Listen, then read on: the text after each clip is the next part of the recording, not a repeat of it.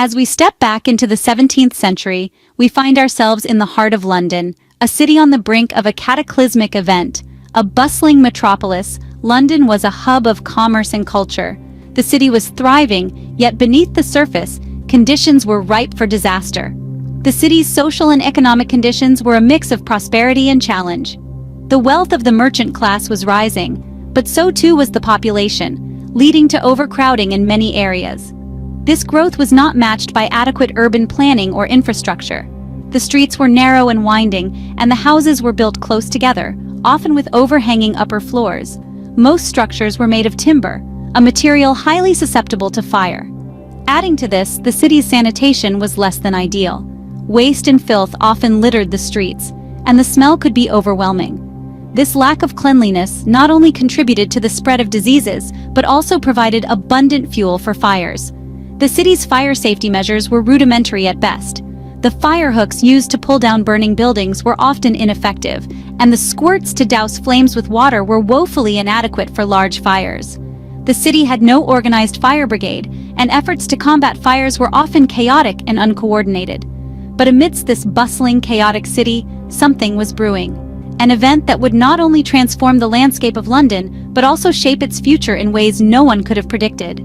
In the heart of this teeming city, in a small bakery on Pudding Lane, a spark was about to ignite. A spark that would turn into a raging inferno, consuming everything in its path and changing the course of London's history.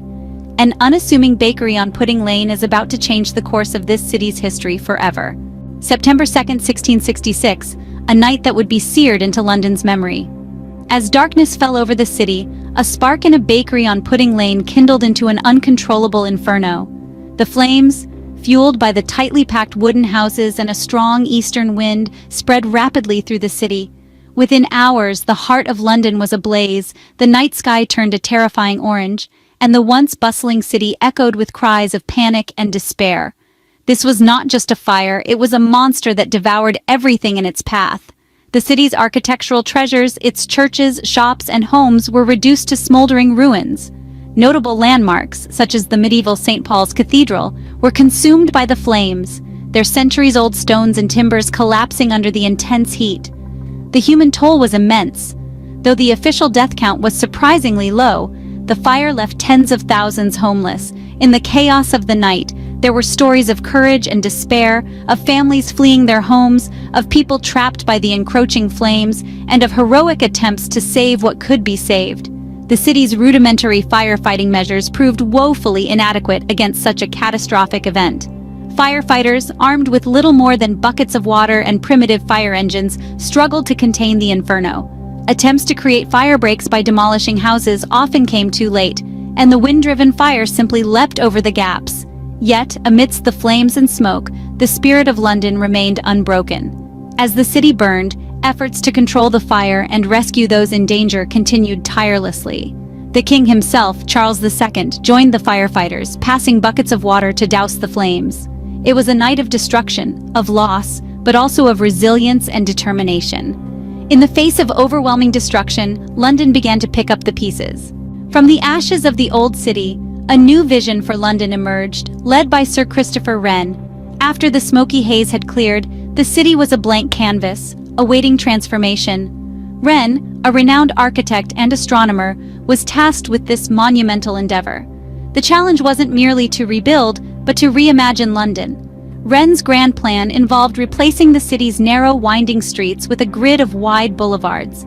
He envisioned a cityscape punctuated by grand piazzas and majestic buildings. He wanted London to rise, not only from the ashes, but above its previous incarnation. But it wasn't just about aesthetics. The Great Fire had taught London a harsh lesson about fire safety. Wren's designs incorporated these lessons. Buildings were constructed of brick and stone, materials less susceptible to fire. Streets were wider, creating natural fire breaks. Wren was not merely an architect, he was a visionary, using design to safeguard the city against future calamities. Central to his plans was the reconstruction of St. Paul's Cathedral, a symbol of London's resilience. Wren transformed the ruined medieval church into a magnificent Baroque masterpiece, its dome a testament to London's indomitable spirit. But Wren's influence wasn't confined to his lifetime. His vision set a new standard for urban planning and architecture. The cityscape of London today, with its blend of the old and the new, owes much to Wren's innovative approach. His designs, from the majestic St. Paul's Cathedral to the humblest of city streets, have stood the test of time. Wren's legacy is not just in the stone and brick of the buildings he designed, but in the spirit of resilience and rebirth they embody. His work stands as a reminder of London's ability to reinvent itself, to rise from the ashes stronger and more beautiful than before. Wren's vision reshaped London, turning tragedy into an opportunity for transformation. And so, the city rose, phoenix-like, from the ashes of the Great Fire into a new era of architectural brilliance and urban resilience. The Great Fire was undeniably a disaster, but from this catastrophe, a new, better London was born. The Great Fire of London has been the subject of many debates and controversies. Over the centuries, historians and enthusiasts alike have tried to piece together the puzzle of its origin, leading to a multitude of theories. Some are grounded in documented facts, while others border on the realm of conspiracy. The most widely accepted theory is that the fire began in a bakery on Pudding Lane. However, the circumstances leading to this catastrophic event remain uncertain. Was it a mere accident, a result of negligence, or something more sinister? Some argue that the city's socio-economic conditions and lax urban planning led to a tinderbox scenario, waiting for a single spark to ignite. But let's delve into the more controversial side of things. There are those who believe that the fire was no accident, but a calculated act of arson. Some point fingers at religious extremists, others at foreign agents. These theories often stem from the political and religious tensions of the time, making them plausible to some. One of the most enduring conspiracy theories is that the fire was a deliberate act by the Catholic Church to undermine the Protestant establishment. This theory gained traction due to the infamous inscription on the monument to the Great Fire of London, which initially blamed the fire on popish frenzy. This inscription was later removed, but the theory lingers on. Then, there are the fringe theories. Extraterrestrial involvement, time-traveling arsonists, even supernatural causes have all been proposed. While these theories often lack concrete evidence, they have found their way into popular culture, fueling novels, films, and even video games. As we separate fact from fiction, it's important to remember that these theories, however unlikely, reflect the cultural and historical significance of the Great Fire. They represent our collective curiosity and our desire to make sense of events that have shaped our world. Though we may never know the full truth, these theories have added to the fire's intrigue and cultural impact. Today, the Great Fire of London is remembered and commemorated in many ways. The city, rising from its own ashes, has not forgotten its fiery past. The monument, standing tall and proud near the northern end of London Bridge, is a timeless testament to this historical event. It's an unmissable landmark, a colossal stone column reaching towards the sky, its golden flame glistening in the sunlight. This site has become a place of reflection, a homage to the strength and resilience of London and its people. The Great Fire has also left an indelible mark on the world of art and literature.